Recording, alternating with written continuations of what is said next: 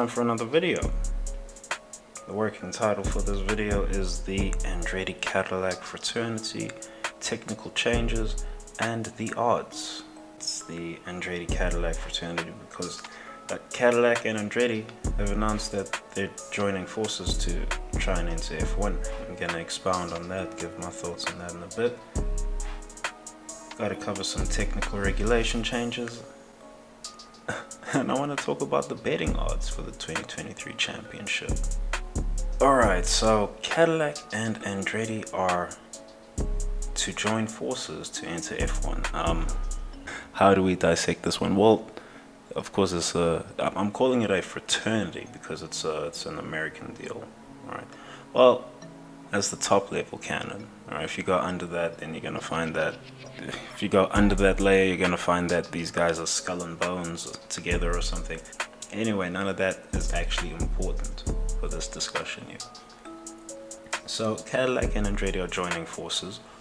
Andretti are actually strong-arming Formula One and FOM into letting them into Formula One, because Andretti have actually been able to stump up the cat. You know or you don't know.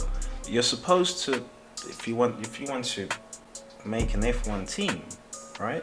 You are supposed to, especially from scratch, you're supposed to stump up 200 million for a year, and you just gift that to F1, right? Just to prove that you can run a 200 mil a year budget, right? Because that would be something of the norm for the series. So you have to stump that up before you've even gotten a car to turn a wheel at a test track, right? And Andretti did that. They've probably done it for 2 years now, 3 years, who knows? They've done it for a while by their own words, and they've not been allowed in. Right now, why have they not been allowed in? They've not been allowed in because they're of course they're not attached to a manufacturer for all of those. Now they're attached to Cadillac as a manufacturer. F1, FOM, the FIA, they're very interested in having a General Motors brand on the grid. Incredibly interested. How could they not be? Right? Seriously, how could they not be? It's the same thing as having AVW, and they've got all these American races. They've got Vegas coming up, right? You got Vegas coming up. There's going to be a regular on the calendar for probably, well, it could just as well flop, but I strongly doubt that it will somehow flop, even if the circuit doesn't produce good racing, which also I don't see how the circuit won't produce good racing. And that seems to be more of what's the flavor of the day nowadays, as opposed to a driving challenge, which is why people are having their consternations with Monaco, for instance. But anyway, with the likes of Vegas, Miami, they might even add a fourth, or they might start having a rotation deal with the Miami circuit, and you can take the Grand Prix, or we can go east, west, south, anywhere.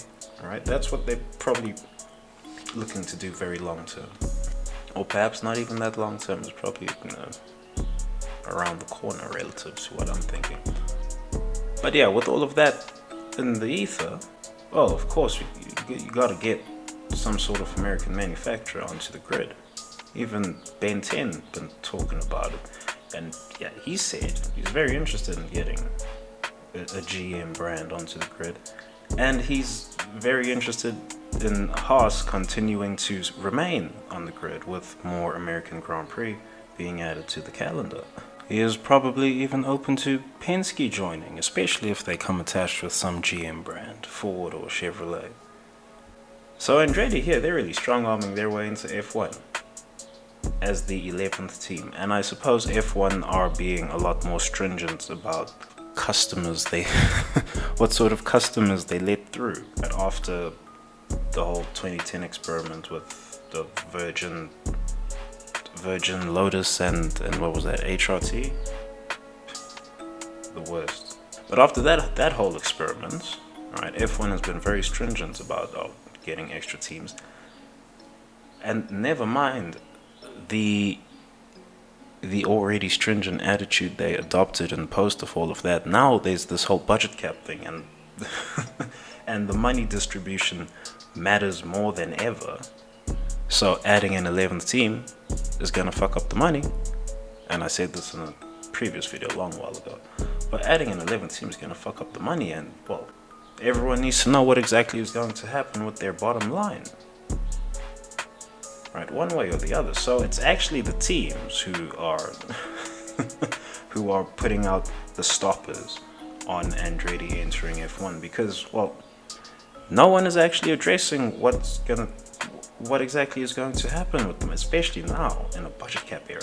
No one's actually addressing what's going to happen with the money, with an 11th team being added to the grid. No one's actually addressing that.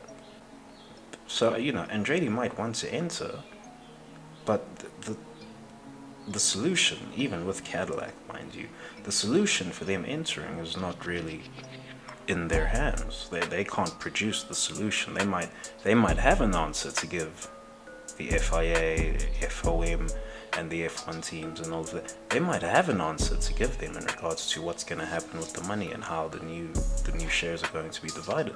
But even if they say it out loud, everyone has to actually sign off on it.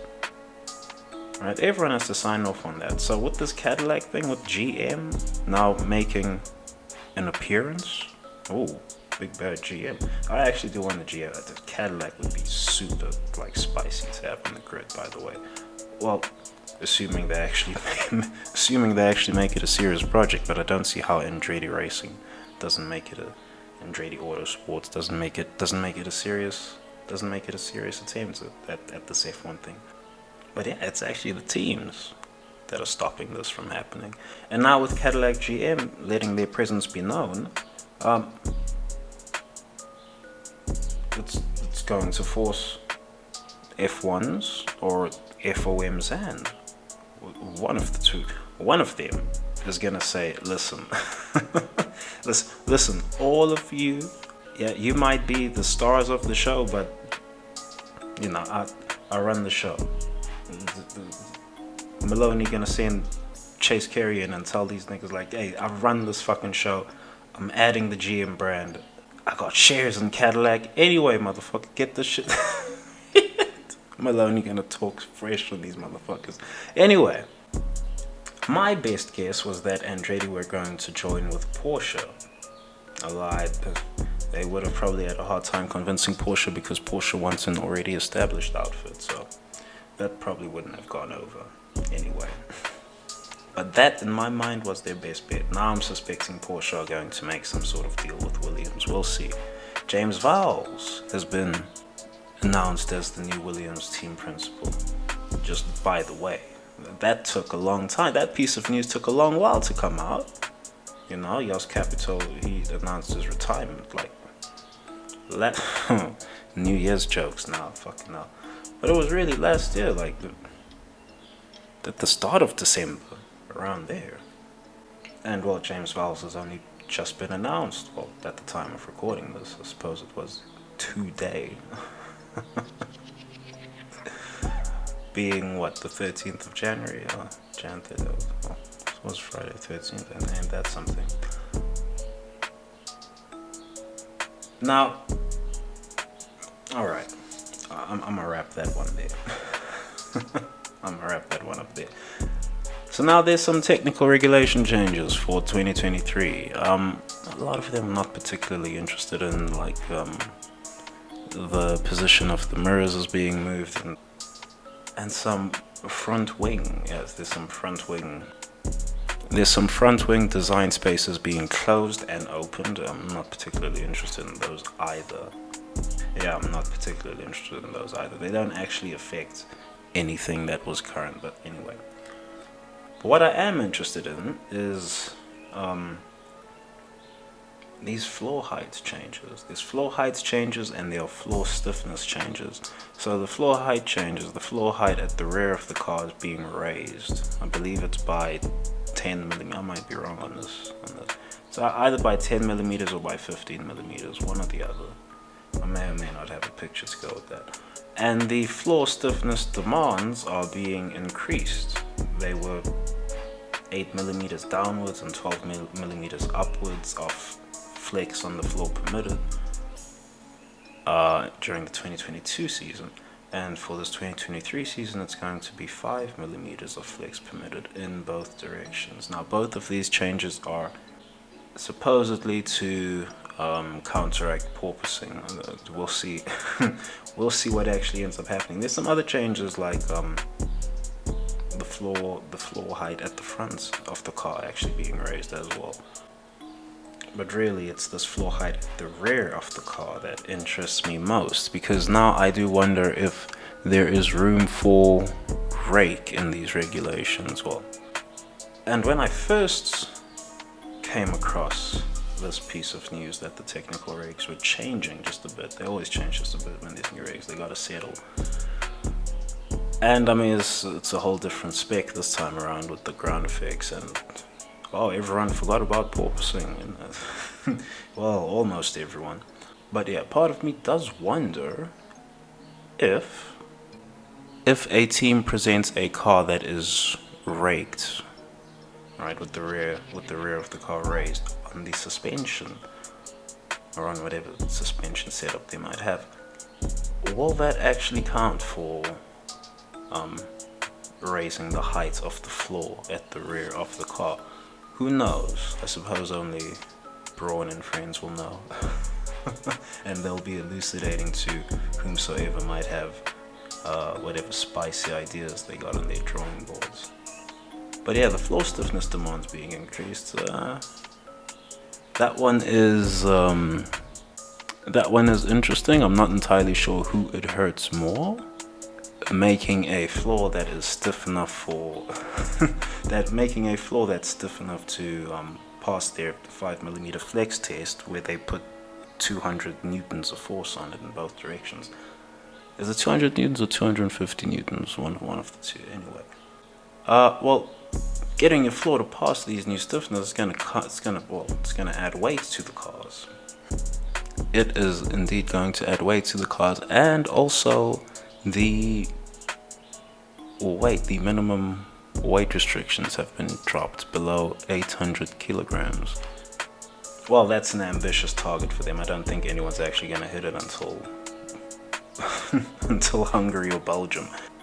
And weight issues aside, one should really consider which team's packaging can even afford to have some flex in the floor. The Mercedes with their packaging, well, with the zero pod packaging, remains to be seen if they're running that still for this season.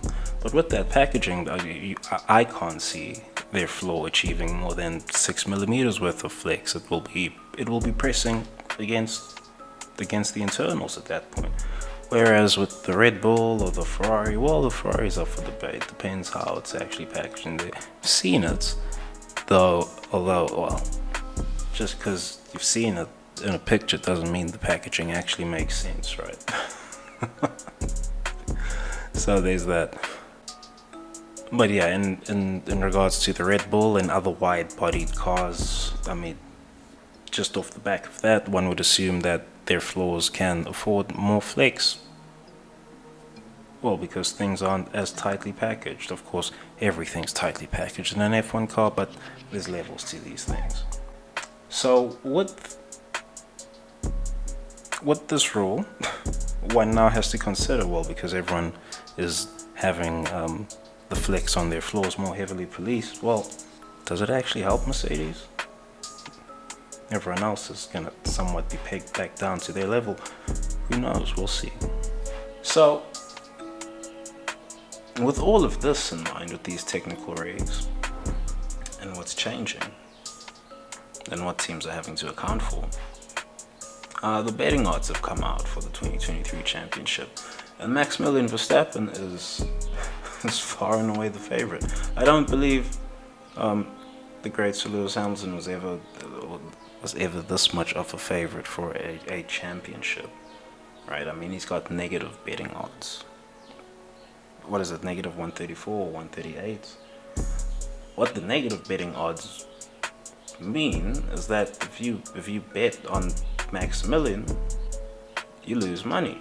You got to put down $138, well, 138 units of currency to make 100 back.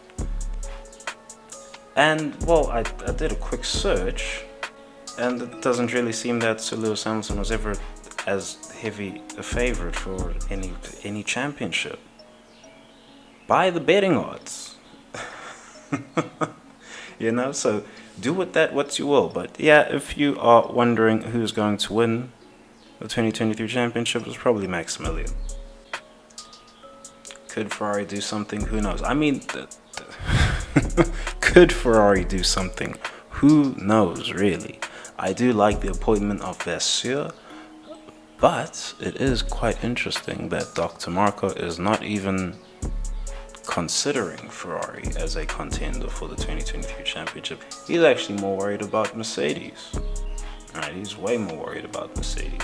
Why is he worried about Mercedes? Because Mercedes have been given a technical mandate that is that's very rigid, and they work well under those conditions. Right, so, well, one way or another, they are going to produce a good car for the season. Well, I'm assuming that.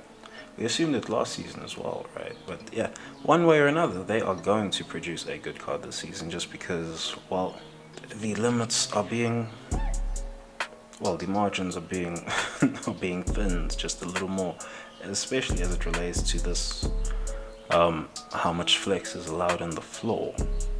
Would love to know what the betting odds are for the Andretti-Cadillac Fraternity to actually join F1.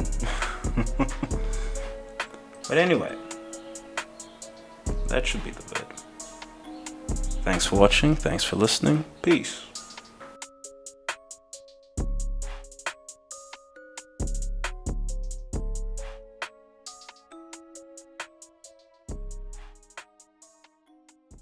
Hell breezy.